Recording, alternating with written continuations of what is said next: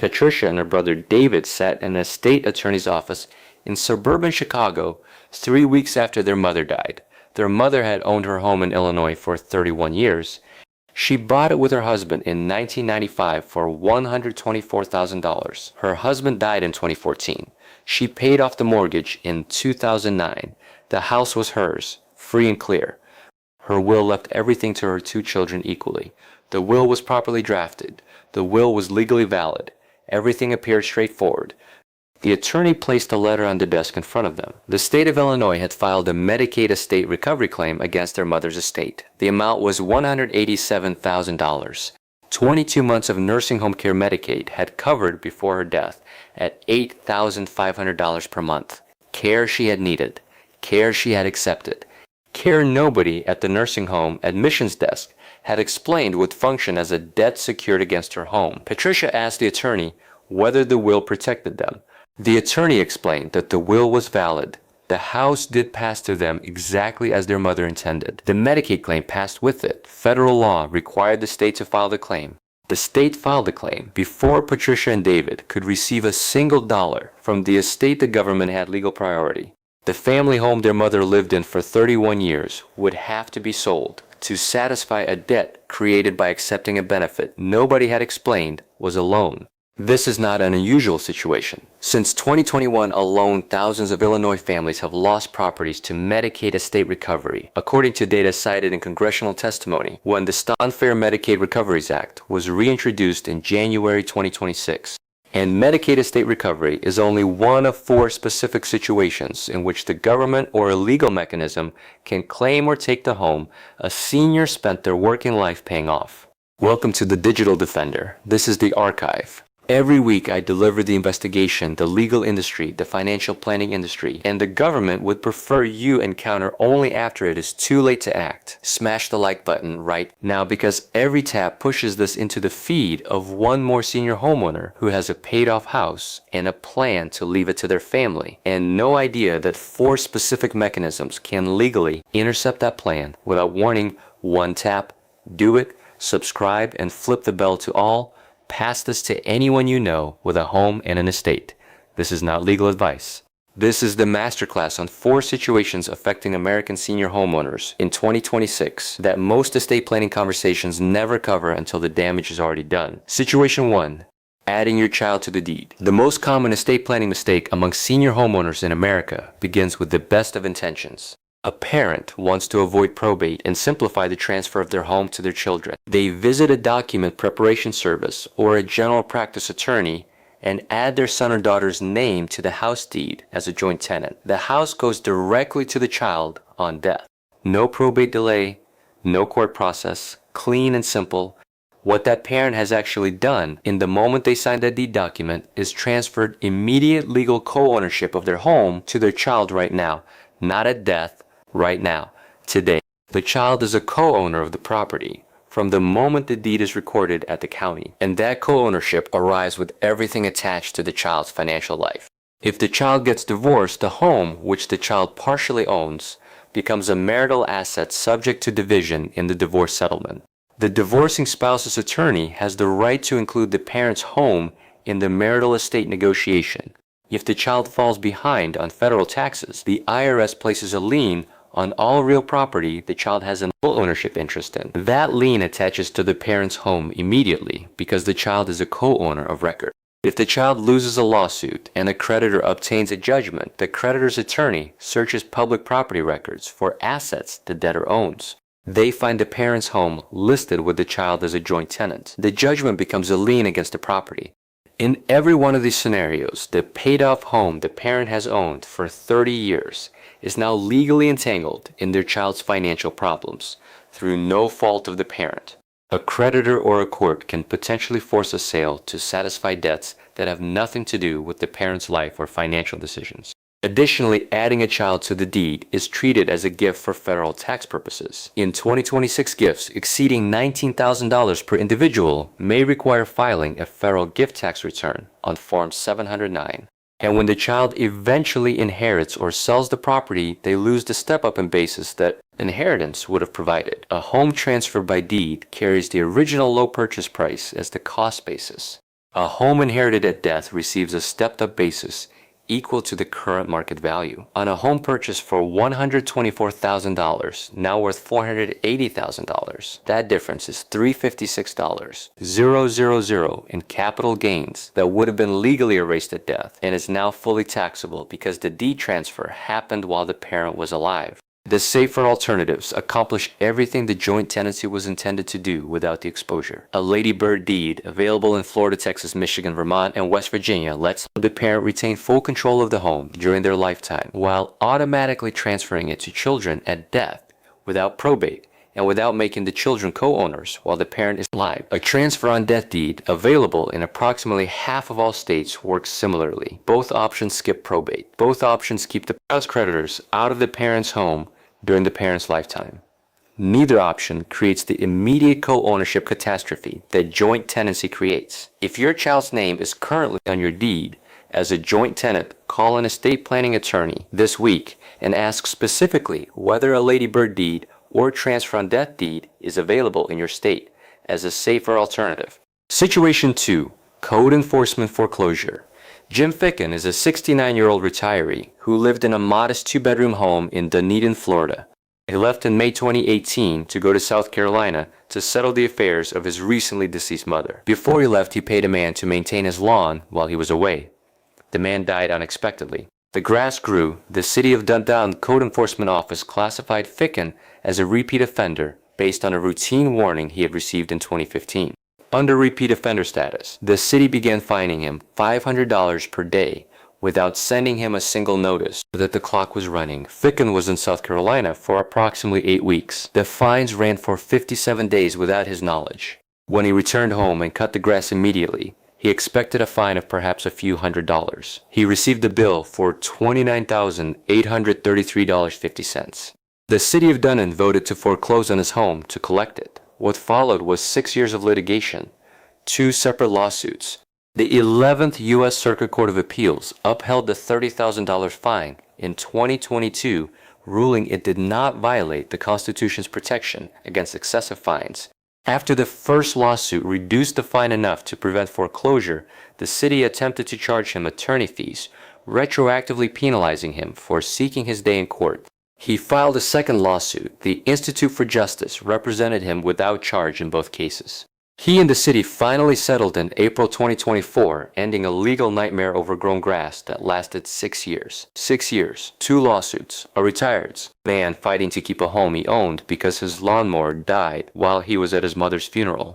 Code enforcement offices in cities and counties across America have the legal authority to fine property owners for maintenance violations, overgrown grass, peeling paint, a fence in disrepair, cracked concrete. In many jurisdictions, fines run from $100 to $500 per day per violation. When those fines go unpaid, they convert automatically into liens against the property. When the lien is large enough, the municipality can initiate foreclosure. What makes seniors the most vulnerable to this process is straightforward. A fixed retirement income provides no budget for sudden repair emergencies. Physical limitations mean some maintenance genuinely cannot be done. And code enforcement letters are often written in dense bureaucratic language that makes the financial stakes easy to underestimate. The defense is treating any notice from a code enforcement office as a legal emergency from the moment it arrives. Not a suggestion, not a request. A legal emergency with a financial clock attached. Contact the office immediately to establish a documented compliance timeline. If you cannot afford the repairs, contact Habitat for Humanity or a local faith-based volunteer organization that provides free home repair assistance for seniors specifically to address code violations before the daily fines begin accumulating. Do not put a code enforcement notice with the regular mail. Do not assume you have time to deal with it later. Jim Ficken did not know the clock was running. That is the design of the system. The clock runs whether you know about it or not. Situation 3. Eminent domain in 2026. The government's power of eminent domain, the legal authority to take private property for public use with compensation, has existed since the Constitution was written. In 2005, the Supreme Court ruled in Kello v. City of New London that economic development projects could constitute public use, meaning private companies pursuing projects that generate tax revenue could potentially invoke eminent domain with government backing. The decision was controversial. 47 states subsequently passed laws restricting the use of economic development eminent domain. The framework remains. In 2026, that framework is being applied in a new and accelerating context. The infrastructure required for artificial intelligence data centers and green energy transmission consumes extraordinary amounts of land. High-voltage transmission lines routing power to AI data centers require right-of-way through private property along their entire corridor. Carbon capture pipelines being promoted as climate solutions are being routed through farmland and residential areas across the Midwest. In Iowa, a bill that would have banned the use of eminent domain for private carbon capture pipelines, including those proposed by Summit, Carbon Solutions, was voted down in the state legislature. That vote effectively left private energy companies with the ability to pursue forced land acquisition from property owners who refuse to sell voluntarily. The process works as follows. The company or utility contacts you with an offer described as fair market value. If you refuse, they file in court to have your property condemned. A judge approves the taking. The compensation is deposited into an account, and you have a limited window of 60 to 120 days to vacate. The initial offer is frequently below what an independent appraiser would assess, and fighting a condemnation as an individual property owner against a well-funded corporation is genuinely difficult without legal representation.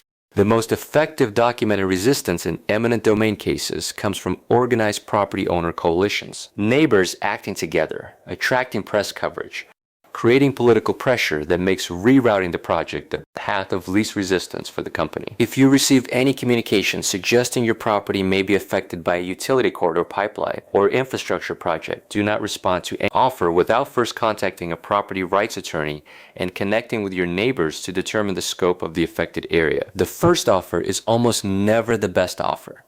Situation 4. Medicaid estate recovery. This is the situation that catches the most American families completely by surprise because it involves a government claim that is created not by anything the homeowner did wrong, but by something they accepted gratefully when they needed care the most. Federal law enacted in 1993 requires all 50 states and the District of Columbia to seek reimbursement for Medicaid, long-term care costs from the estates of deceased beneficiaries who are 55 or older when they receive the benefits. Long-term care means nursing home costs, in-home care services, assisted living, and community-based care. If you receive the Medicaid-funded long-term care after age 55, your state is legally required to pursue reimbursement from your estate after you die. In most cases, the primary asset in the estate is the family home. Long-term care through Medicaid costs between $80,000 and $100,000 or more per year at current nursing facility rates.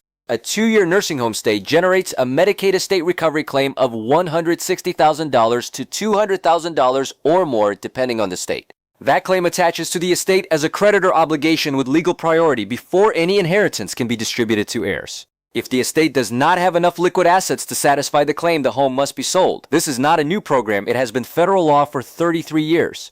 A peer-reviewed study published in the Journal of Health Politics, Policy, and Law in February 2026 titled Lots of Pain for Little Gain described 3 decades of Medicaid estate recovery producing minimal revenue for state budgets while creating devastating financial consequences for low-income families. Congresswoman John Schakowsky reintroduced the Stop Unfair Medicaid Recovery Act on January 6, 2026, citing thousands of Illinois families who have lost properties to Medicaid estate recovery since 2021 alone. The bill aims to end the federal mandate, forcing states to pursue family homes to recoup care costs. As of today, it has not passed. Here are the 2 facts that most people never learn about Medicaid estate recovery until it is too late to matter. Fact 1. Writing a will does not protect your home from Medicaid estate recovery. Your will is legally valid. The house passes to your children exactly as you directed. The Medicaid claim passes with it. Your will routes the home through probate. Probate is exactly the process through which the state files its Medicaid claim. A will that says my house goes to my children puts the house directly into the legal process. The state is waiting to intercept. Fact 2. A revocable living trust alone does not protect your home from Medicaid estate recovery. Several states have expanded their estate recovery programs to reach assets held in revocable trusts. A revocable trust protects against probate delays. It does not protect against Medicaid claims in the states that have expanded recovery beyond the probate estate. What does protect the home from Medicaid estate recovery is an irrevocable Medicaid asset protection trust established at a minimum of 5 years before Medicaid benefits are needed. The 5-year window corresponds to Medicaid's look-back period. The program reviews all asset transfers made in the 5 years before a Medicaid application. Transfers made within that window can trigger a penalty period of disqualification. Assets placed in an irrevocable trust more than 5 years before applying are generally outside the reach of the estate recovery program. This is planning that must happen well before a health crisis, not during a crisis, not after the nursing home conversation has already started. The 5-year clock must be running before Medicaid benefits begin. An elder law attorney can determine whether this protection is appropriate for your specific situation and your specific state's estate recovery rules. There is one important protection worth knowing immediately. States are not permitted to collect Medicaid estate recovery reimbursement while the deceased beneficiary's surviving spouse is still living and still occupying the home. If your spouse received Medicaid long-term care, the state cannot force a sale or collect from the home while you as the surviving spouse are alive and living there. The collection is deferred until the surviving spouse also passes or vacates the property. This protection is federal law and applies in all 50 states.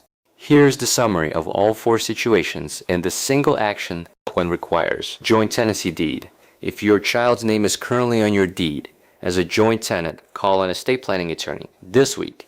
Ask about Lady Bird deeds and transfer on death deeds as alternatives that accomplish the same inheritance goal without making your child a current co-owner, exposed to their creditors, divorces, and legal judgments. Code enforcement.